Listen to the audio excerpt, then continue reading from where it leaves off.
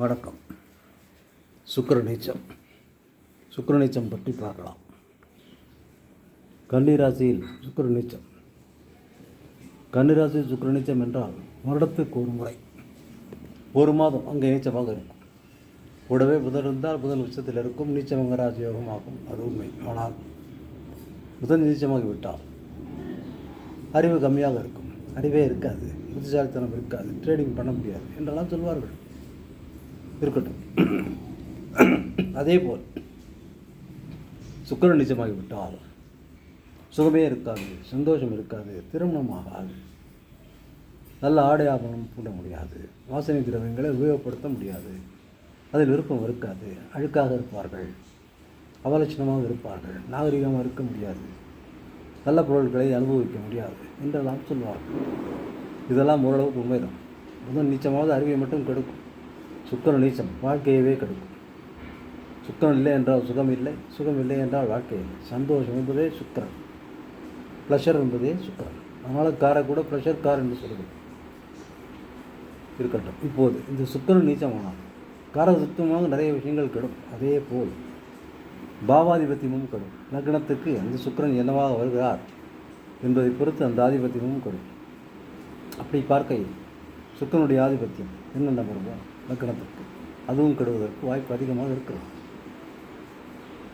இப்போ மேஷ லக்னத்துக்கு எடுத்துக்கொண்டால் அவர் 7க்குடையவராக வருகிறார். அவர் 7க்குடையவராக வந்து 6லே நீச்சமடைவதால் அவர்களுக்கு திருமண தடை நிச்சயமாக இருக்கும். 2ஆம் அதிபதியாக வந்து நீச்சமாவதால் குடும்பம் அமைவதிலும் சிரமம் இருக்கும், தனப்பிராப்தி இருக்காது, வருமானமே இருக்காது. அதிலும் 6ஆம் இடத்தில் நீச்சமாவதால் நிச்சயமாக அவர்களுக்கு பணப்பற்றாக்குறை இருக்கும், திருமண தடை இருக்கும். அப்படியே திருமணம் ஆனாலும் அதில் தொல்லை இருக்கும், பிரிவினை இருக்கும், அல்லது மிகவும் தாமதமாகி திருமணம் இருக்கும். இவர்களுக்கு சுக்கிரதசை வந்து விட்டால் நிச்சயமாக திருமணம் ஆகுமே தவிர, ஆனால் தொல்லையுடனே திருமணம் ஆகும். நல்லா. இப்போது ரிஷபலக்னத்திற்கு இந்த சுக்கிரன் லக்னாதிபதியாக இருக்கிறார். இவர் 5ல் நீச்சமாகும். லக்னாதிபதி 5ல் இருப்பது ஒரு ராஜயோகம். ஆனால் 5ல் நீச்சமாவதால் இவர்களுக்கு அழகு இருக்காது, அல்லது ரொம்ப ஒல்லியாக இருப்பார்கள், அல்லது ரொம்ப குண்டாக இருப்பார்கள் என்று சொல்லலாம்.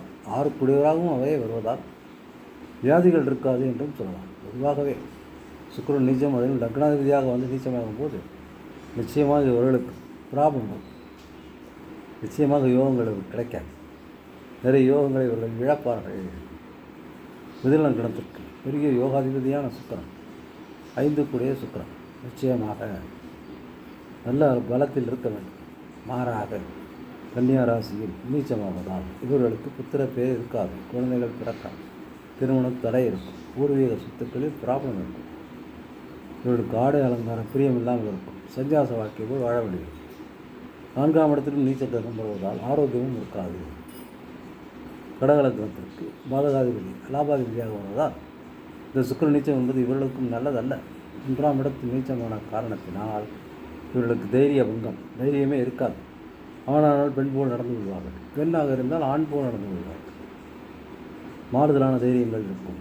சிம்ம லக்னத்திற்கு 10க்குடைய சுக்கிரன் 2ஆம் இடத்தில் நீச்சமாவதால் நிறைய வேலை செய்வார்கள், ஆனால் சம்பளம் கிடைக்காது, அல்லது வேலையே கிடைக்காது. இவர்கள் வருமானத்துக்கு மூவும் திண்டாடுவார்கள்.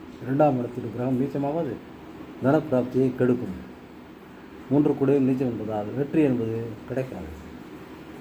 சரி. கன்னியாலக்னத்திற்கு 9க்குடைய சுக்கிரன் அருமையான பாக்கியாதிபதியும் புதனாதிபதியுமான சுக்கிரன் நீச்சமாவதால் பணப்பற்றாக்குறை உறுதியாக இருக்கும். எல்லா பாக்கியங்களும் தடைப்படும். தந்தையாருடன் தகராறு, பூர்வீகத்தை விட்டு விலக வேண்டும், யோகங்கள் எல்லாமே மட்டுப்படும், அல்லது கைக்கு வந்தது வாய்க்கு வராது போல தட்டிவிடும். கடைசி நிமிடத்தில் கிடைக்காமல் போகும். துலா லக்னத்திற்கு லக்னாதிபதி 12லேயே நீச்சமாவதால் நிச்சயமாக இவர்களுக்கு பெரிய செலவுகள் வராதே தவிர, ஆனால் நல்ல வாழ்க்கை அமையாது.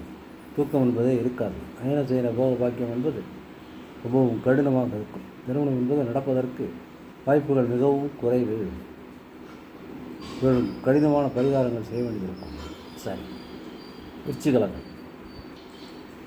லக்னத்திற்கு 7க்குடைய சுக்கிரன் 12ஆம் இடத்தில் நீச்சமாவதால் திருமண தடை, அல்லது திருமணத்தில் பிரிவு, அல்லது ஏதேதோ காசுகள் சம்மந்தம் இல்லாமல் மேரேஜ், வெளிநாட்டினருடன் தொடர்பு, இப்படியெல்லாம் வந்து சிறிது கேவலப்பட்டு அசிங்கப்பட்டு ஒரு திருமணம் நடக்கும், அல்லது திருமணமே நடக்காமல் பிடித்துக்கொண்டே போகும்.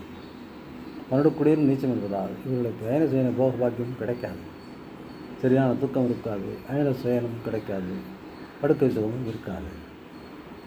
நடுசில கணக்கு 6-11 கூடிய சுக்கரன் நீச்சமாவது, 6ஆம் இடத்துக்கார நீச்சமாவது வியாதிகள் இருக்காது என்று எடுத்துக்கொண்டாலும், லாபாதிபதி 11 கூடியவன், துலாத்துக்குரிய சுக்கரன் கன்னியில் நீச்சமாவதால் லாபம் என்பதே இருக்காது. எவ்வளவு வேலை செய்தாலும் அதற்கேற்ற வருமானம் இருக்காது.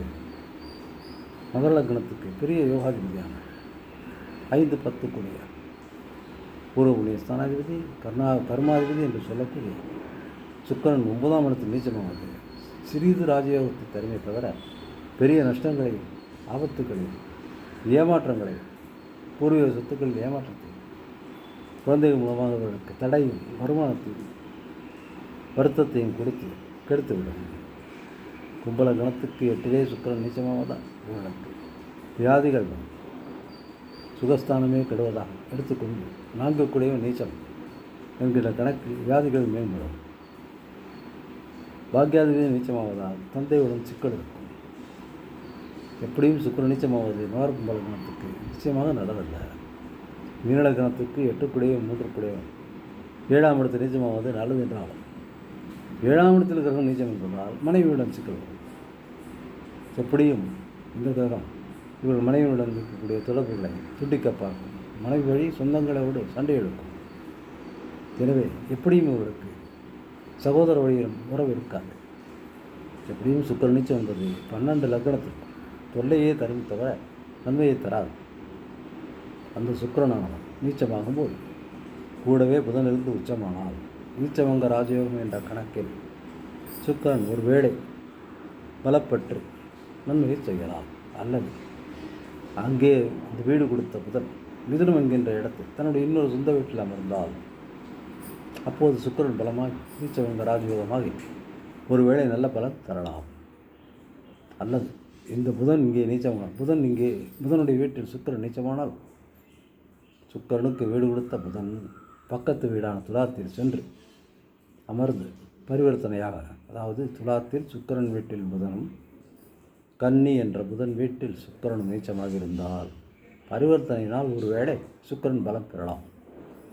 அல்லது சுக்கிரன் அம்சத்தில் உச்சம் பெற்றால் மீனத்தில் இருந்தால், அதாவது உத்திரம் 4ஆம் பாதத்தில் இருந்தால் அப்போது இந்த சுக்கிரன் பலம் பெற்றதாக எடுத்துக்கொள்ளலாம். மற்றபடி இந்த அமைப்புகள் இல்லாமல் சுக்கிரன் நீச்சமாக இருந்தாலோ கூட கேது சேர்ந்திருந்தாலோ அல்லது சனி பார்த்திருந்தாலோ நிச்சயமாக இவர்களுக்கு இந்த 12 லக்னங்களுக்கும் கெடுபலன்களே மிகும். எனவே இவர்கள் மகர கும்ப லக்னமாக இருந்தாலும் ரிஷப துலா லக்னமாக இருந்தாலும் மிதுனம் கன்னி லக்னமாக இருந்தால் மட்டும் வெள்ளைக்கல் அல்லது வைரக்கல் அணியலாம், வெள்ளியை உபயோகப்படுத்தலாம். மற்றபடி மிச்ச 6 லக்னக்காரர்கள் சுக்கிரன் நீச்சமானால் வெள்ளியை தானம் செய்யலாம், அல்லது பால் பொருட்களை தானம் செய்யலாம், அல்லது வெள்ளை நிற ஆடைகளை தானம் செய்யலாம், அல்லது மொச்சை பயிரை தானம் செய்யலாம், அல்லது தர்பை புல்லை தானம் செய்யலாம். எப்படி சுக்கிரனுக்கு உண்டான சில பொருட்களை தானம் செய்வதால் மட்டும் இந்த சுக்கிர பலத்தை அதிகமாக்கிக் கொள்ளலாம். இவற்றையெல்லாம் கருத்தில் கொண்டு சுக்கிரன் நீச்சமாக இருக்கும் நண்பர்கள் மேற்கொண்டு இதை பற்றி விலாவரியாக தெரிந்து கொள்ள சாரபலம் மற்ற எல்லாவற்றையும் பார்ப்பதற்கு தனிப்பட்ட முறையில் ஜாதகத்தை அனுப்பி வாட்ஸ்அப்பில் அனுப்பி விளக்கத்தை தெரிந்து கொள்ளுங்கள். நன்றி, வணக்கம்.